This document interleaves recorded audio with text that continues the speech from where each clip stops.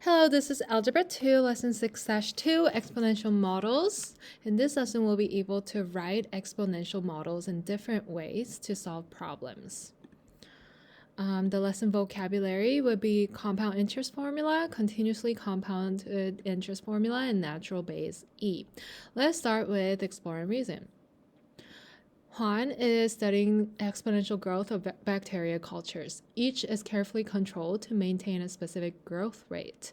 Copy and complete the table to find the number of bacteria cells in each culture.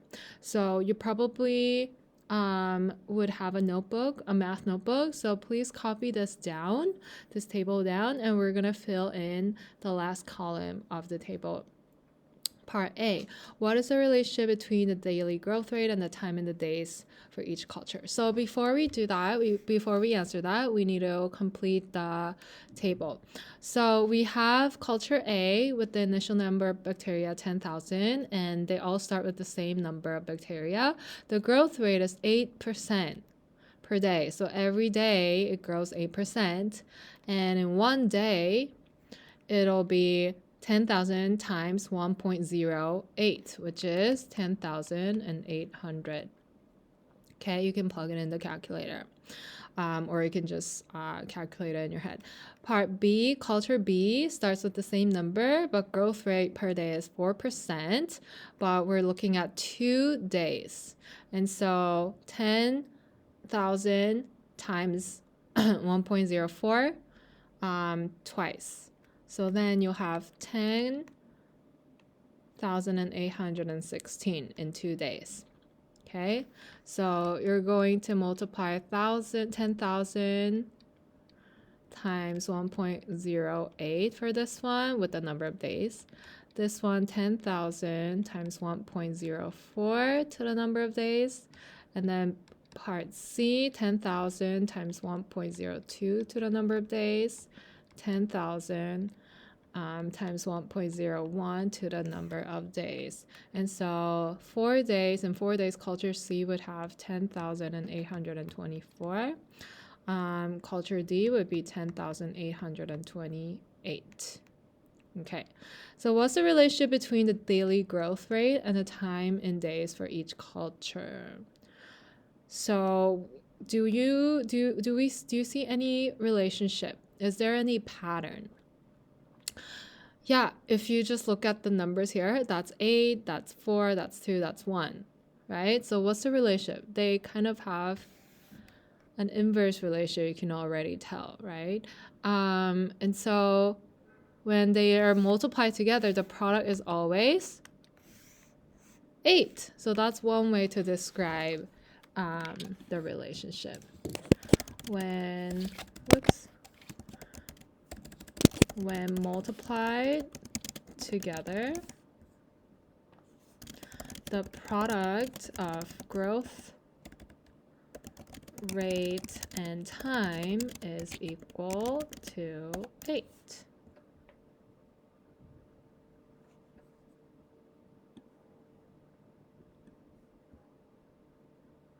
Okay, so look for a relationship. Would you expect a culture with a growth rate of 1/2% and a time of 16 days to have more or fewer cells than the others in the table?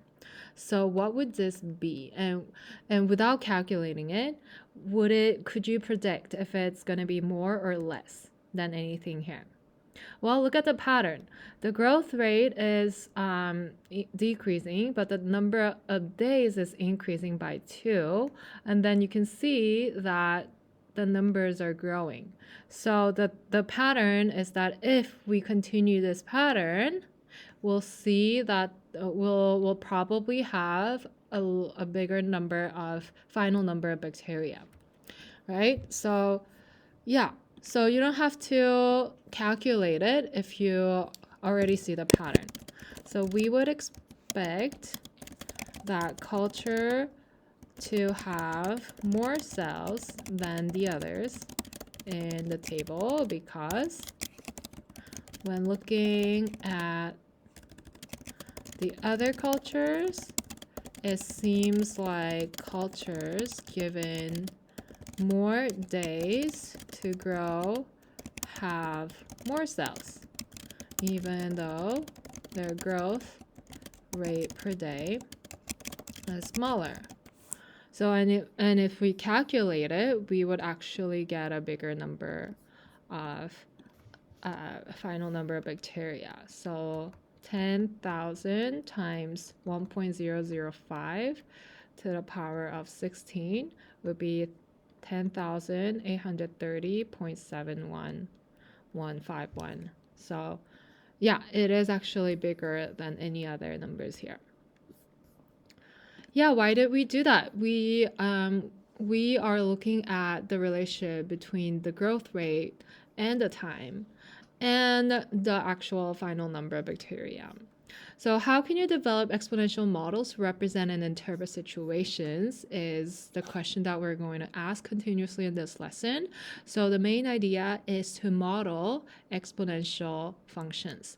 Let's look at example 1. Rewrite an exponential function to identify a rate. In 2015, the population of a small town was 8,000. The population is increasing at a rate of 2.5% per year. Rewrite an exponential growth function to find a monthly growth rate. So this is your beginning value, the initial value, and then this is the rate, the growth rate. Your base is going to be 1 plus the growth rate, right? Because you're multiplying that with your initial value by t many times, right? Because t is number of years. So every year you have a growth of 2.5 per year. So you can write an equation using those information: initial population, annual growth rate, years after 2015. And then you want to find the monthly growth rate. So this is every year. Monthly means every year you want to figure out the how much growth it is per month. So you can't just divide all of it by 12. You have to know what you're doing. So 8,000 is your initial value, and 1.025 is the growth rate, the total growth rate in 1 year per t years, right? So you're going to multiply the exponent by 12 over 12, which is 1. But then you want to be able to, why is it 12? Because we're trying to figure out the monthly growth rate. So we want to separate the 12 over 12 into 1 over 12 times 12, so that we have 12 times t. This doesn't mean it's 12 years, it's 12 times per year. And so every month you're going to have a percentage of 0.206 if we apply 1.025 to the power of 1 over 12. Okay, so we're not changing the equation. We still have the same growth rate and the same type of condition, but with the same annual growth rate, we could figure out the monthly growth rate. We can calculate it. So it's actually 0.206% per month, which is the same as 2.5% per year. So they're growing at the same rate, although per month it's not just 2.5 divided by 12. It needs to be powered by 1 over 12. Okay, so let's look at try number 1. The population in a small town is increasing annually by 1.8%, and you don't even need to know the initial value because we're just dealing with our rate, right? So what is the quarterly rate of population increase? You know, every quarter is 1/4 of a year, so quarterly rate would be 1/4 so 4 times a year, right? So pause the video, see if you can figure this out by yourself. Come back when you're ready for answers.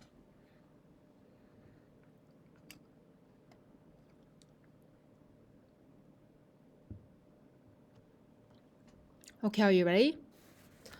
All right, let's write the equation. So whatever the initial population is, we can say that is population P. And then it grows annually by by 1.8%. So 1.018 would be your growth factor to the power of t. And then we're going to do the same thing. We're going to separate this into 4. And before we do that, we shouldn't change our equation. It should still be the same, right? So it's going to be p times 1.018 to the power of 4 over 4t. And then we can rewrite this as 1.018 to the power of 1 over 4 to the power of, let's put this over here, 1 over 4 to the power of 4t, right? Powers property. And then this is going to be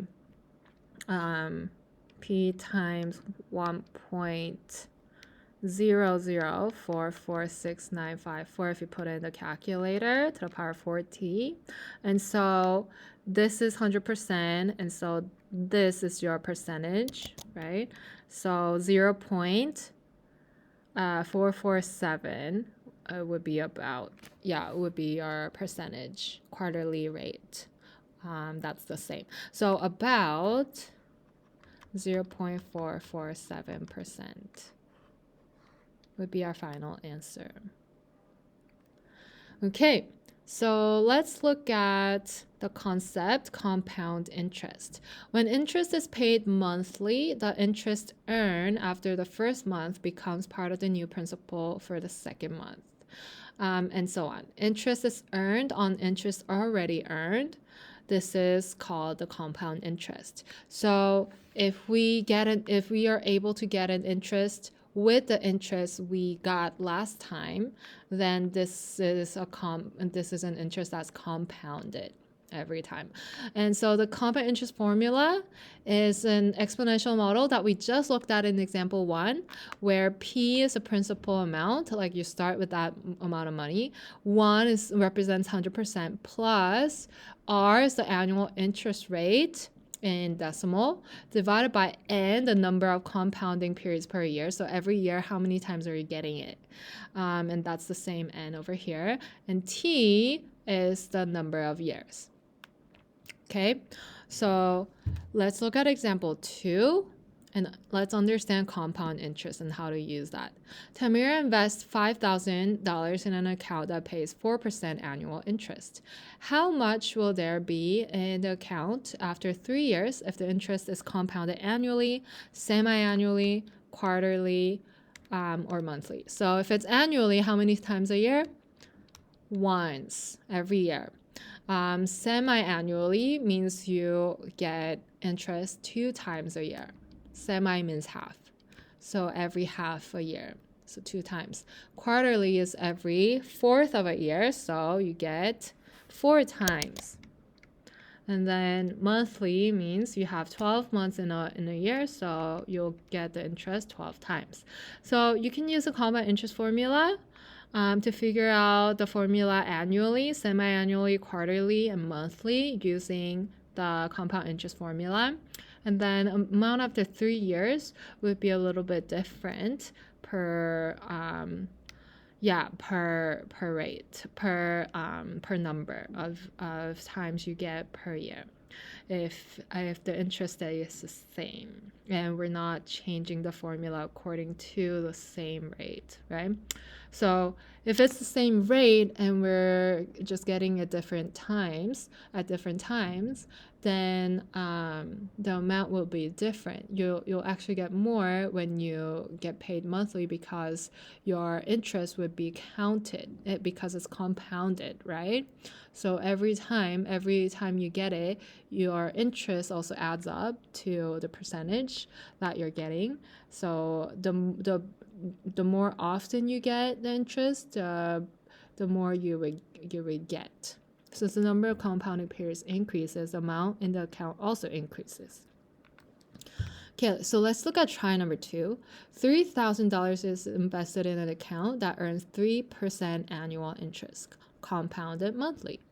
So answer these questions. What is the value of account after 10 years and after 100 years? Pause the video, see if you can figure it out yourself. Come back when you're ready for answers.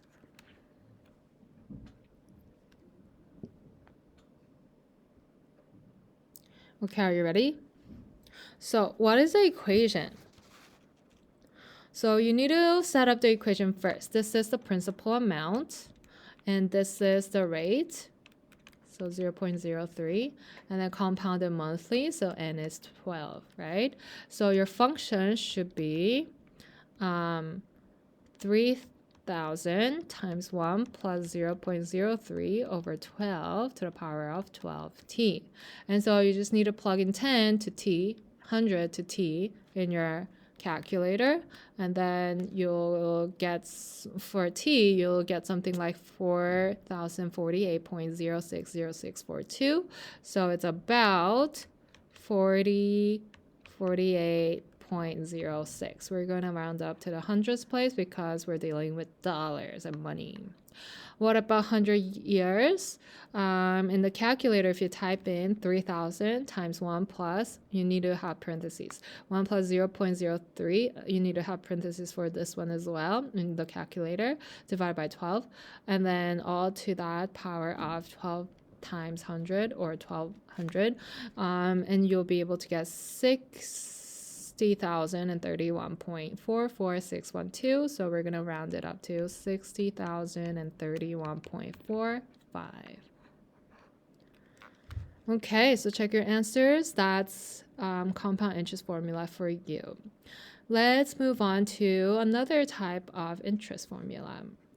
Example 3, understanding continuously compounded interest. So if the word continuously is added to the compound interest, it's something else. It's something actually better. It grows a lot quickly.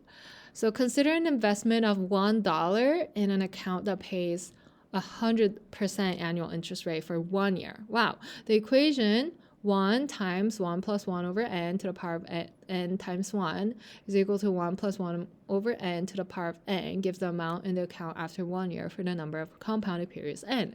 Find the value of the account for the number of periods given in the table. So the number of periods n is given in this table on the first column, and then the value of that would grow as the value of n grows, right? So notice as n continues to increase, the value remains very close, actually, to 2.718. Then it gets closer and closer, right? This special number is called the natural base. So this is actually called E. The natural base E is defined as the value that the expression 1 plus 1 over x, the power of x, approaches as x approaches positive infinity. So as it gets bigger and bigger, your value will get close to this number E. So just like pi, E is an irrational number that gets closer and closer as the number of periods grow in this compound interest formula. So the number E is the base in the continuously compounded interest formula. So we have another interest formula that is defined by E. So P is the initial principal amount. R is the rate here. T is the number of time, the T years, the number of years. And then E is the natural base. And so if it's a continuously compounded interest formula, we have to use this equation. So let's look at chart number 3. If you continue the table for $1 million, would the value in the account increase or decrease? Even by looking at it, you know the pattern, right? And how do you know? So this one, we should know that it's going to increase. Why? Because the values increase each time the number grows. Although it will get closer and closer to E, it's still going to grow even a little bit, right? So it's still going to increase.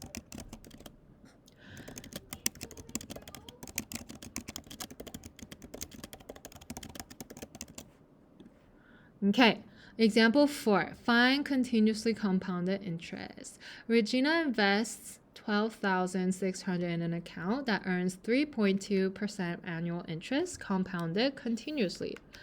So this is when we use the equation APE to the power of RT. What is the value of the account after 12 years? Round your answer to the nearest dollar. So P, principal amount, 12,600. Rate is 3.2%, which is 0.032. And T is number of years, 12. And so we're just going to plug them into this formula, APRT, and then we just put in the calculator. In the calculator, E should probably be in like one of the smaller letters or numbers on top of your other numbers in the calculator. So you'd have to either press shift or alpha based on your calculator. But in our calculator at ISQ, you would have to press alpha, the pink one, and then press times 10 to the power of x button, and you'll be able to get E. Okay, so to the nearest dollar, the value of the account after 12 years would be $18,499. So this is a calculator problem. Let's look at try number 4. You invest $125,000 in an account that earns 4.75% annual interest compounded continuously. So this is a continuously compound interest formula. What is the value of the account after 15 years and after 30 years? Pause the video, see if you can figure this out by yourself using the calculator. Come back when you're ready for answers.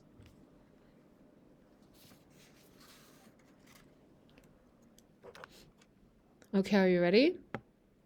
So the equation is PERT. So your principal amount is going to be 125,000 and then times E to the power of rate 0.0475 T. So in T you have to plug in 15 and 30 in your calculator. So if you plug that into your calculator for 15 years, you'll get something like 254,885.3248 ... So it's about 254,885.32. We're going to round it up to the hundredth place.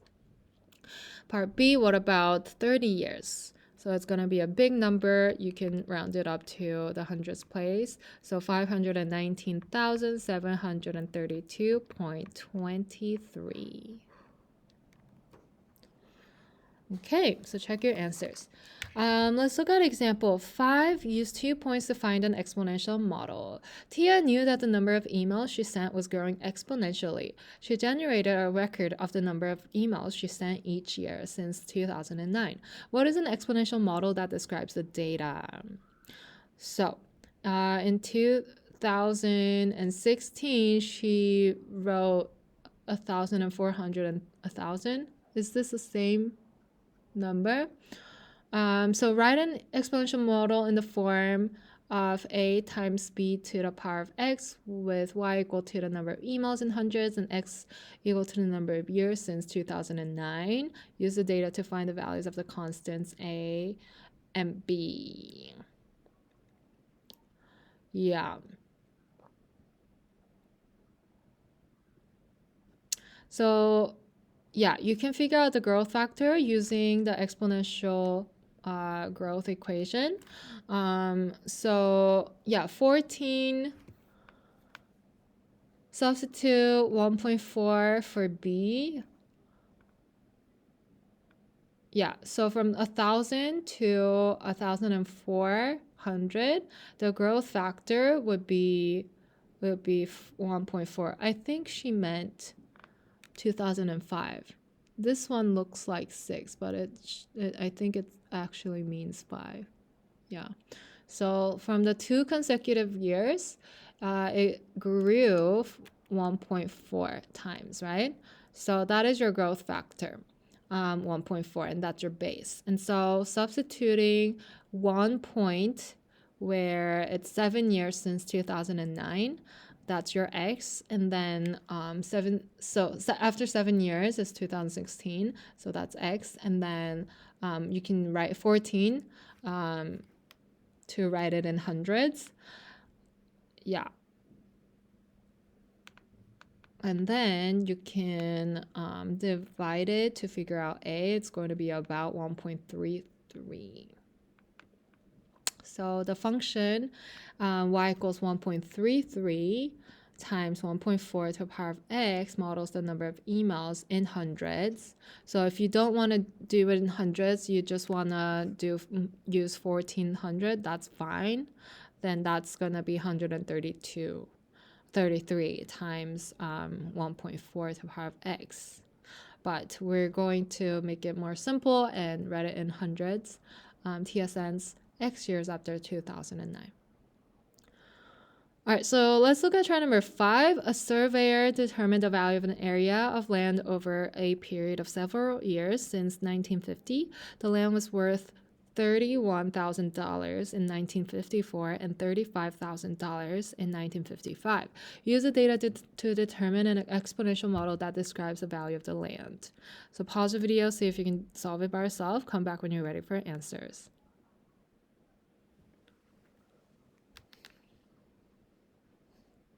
Okay, are you ready?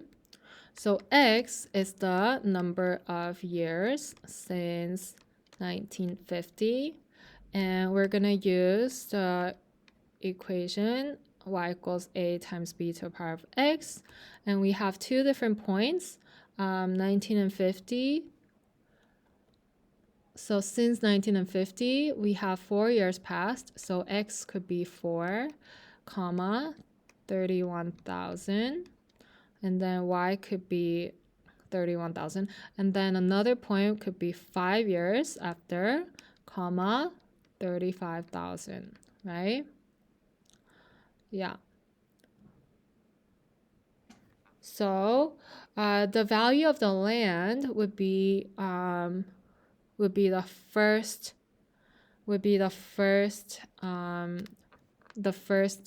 initial value in the equation A, right? So we can simplify this and then use 4, 31. But you need to keep in mind that the value is the value of dollars in dollars will be in terms of $1,000. Okay, and then you can plug it in to figure out your base and A.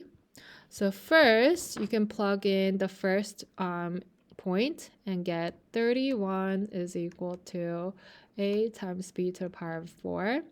And then another point tells you 35 is equal to a times b to the power of 5. And so, yeah, you can rewrite this equation as a is equal to 31 divided by b to the 4th power. And then this one is a is equal to 35 over b to the 5th power. And so, yeah, and then you can let them equal to each other, right? Yeah, so 31 over b to the 4th power is equal to 35 over b to the 5th power. And then you can multiply and you can cross multiply, or you can just cancel these out. 35b4 is equal to 31b5. And then, yeah, this is gone. That's b. And so b is equal to 35 divided by 31, which is about 1.129. And so when base is 1.129, you can figure out A using any of these equations. It should both give you the same answer, 19078.15 for both. Okay, so which one is the value of the land? B is the growth factor, right? Yeah, so your y is equal to 19078.15 times 1.129 to the power of x. And so this is the growth factor. This is the initial value of the land. So your value of the land is ultimately going to be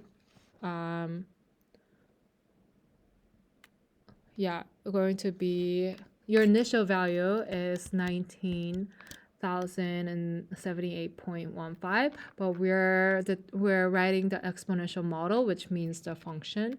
So yeah, let's write this function nicely. So our final answer is f of x is equal to 19078.15 times 1.129 to the power of x. Okay, so that's try number 5. Let's move on to the last example. Example 6. Use regression to find an exponential model. Randy is making a soup. The soup reaches the boiling point and then, as shown by the data, begins to cool off. Randy wants to serve the soup when it is about 80 degrees Fahrenheit, or about 10 degrees above room temperature, 68 degrees Fahrenheit. So explain why the temperature might follow an exponential decay curve as it approaches room temperature. Because you start with a hot one and then it cools off, so the temperature obviously needs to go down, right? This scatter plot shows the soup cooling down, and then it's gonna get closer and closer to room temperature because there's no factor that can cool it off to below room temperature, right? Because if you just put it outside the room temperature, it's just gonna get closer to room temperature. And then the rate of cooling will get slower and slower as it approaches room temperature. So the asymptote is at 68, where it's like the room temperature, and then it gets cooler and cooler. Part B is an exponential model for the data. Find the exponential model. So plotting the scatter plot, like plot the points, and then using graphing calculator with the points, you can model the exponential function. So enter the points in the table in your graphing calculator, and then you can find the exponential regression equation by using calculate for equation or the regression line button. And then they're going to give you the equation y equals 119 times 0.95 to the power of x. So this one you have to use the calculator. There's no way you can solve by hand. And then you can translate this function up vertically by 68 because 68 would be the room temperature, right? So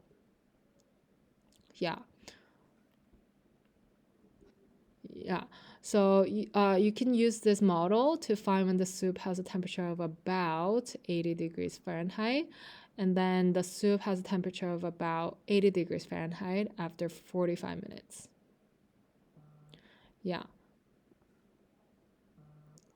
So he serves the soup about 45 minutes after it begins to cool.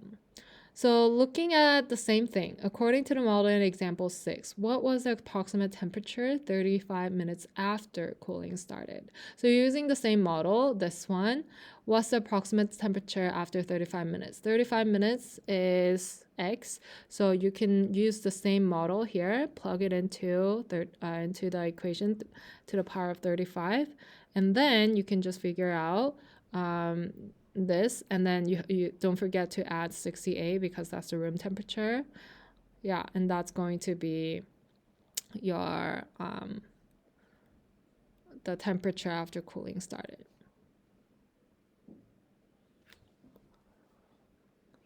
So f of 35 is equal to 126.35 times 0.9492 to the power of 35 plus 68, which is about 88.3749 ...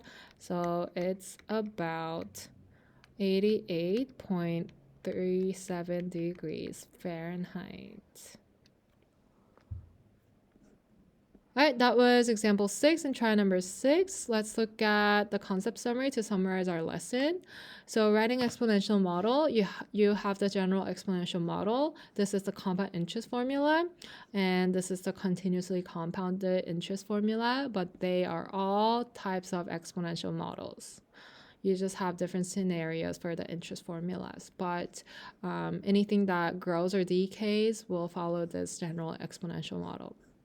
All right, that was lesson 2, exponential models. We'll continue with the next lesson, lesson 3, logarithms, in the next video. Bye.